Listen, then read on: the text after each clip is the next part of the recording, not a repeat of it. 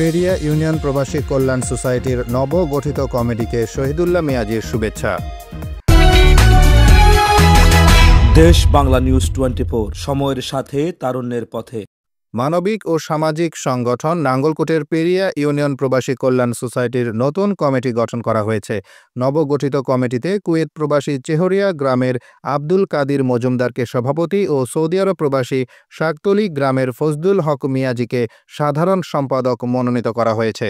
এছাড়াও কমিটিতে সিনিয়র সহ সভাপতি পদে বাহরাইন প্রবাসী হাফিজুল ইসলাম ও সহ সভাপতি পদে বাহরাইন প্রবাসী শাহপরান মজুমদার, দুবাই প্রবাসী আবদুল্লাহ আল মামুন, বাহরাইন প্রবাসী মাইন উদ্দিন মানিক, দুবাই প্রবাসী হানিফ মিয়াজি, কাতার প্রবাসী জসিম উদ্দিন, বাহরাইন প্রবাসী বিল্লাল হোসেন এবং যুগ্ম সাধারণ সম্পাদক পদে ইতালি প্রবাসী আব্দুল জলিল, ওমান প্রবাসী আলমগীর হোসেন, দুবাই প্রবাসী ইউসুফ নবী, বাহরাইন প্রবাসী এস আলম, দুবাই প্রবাসী ওয়াহিদুর রহমান মোল্লা, বাহরাইন প্রবাসী নিরাগ হোসেনকে মনোনীত করা হয়।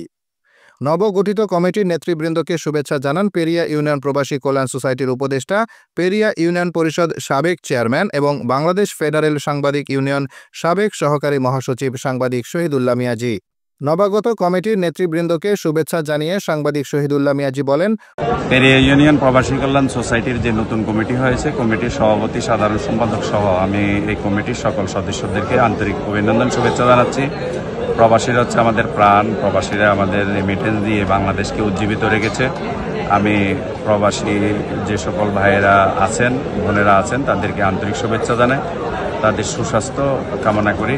এবং প্রবাসীরা আমাদের এই বিশেষ করে দেশের অর্থনীতি যখন একেবারে ভঙ্গুর, তখন প্রবাসীদের রেমিটেন্সের মাধ্যমে আমাদের আজকে রিজার্ভ বেড়েছে, দেশের প্রাণ ফিরে পেয়েছে এবং দেশের অর্থনীতির চাকাকে ঘুরে দাঁড়িয়েছে।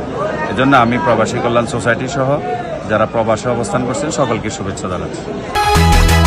দেশ বাংলা নিউজ 24, সময়ের সাথে তারুণ্যের পথে।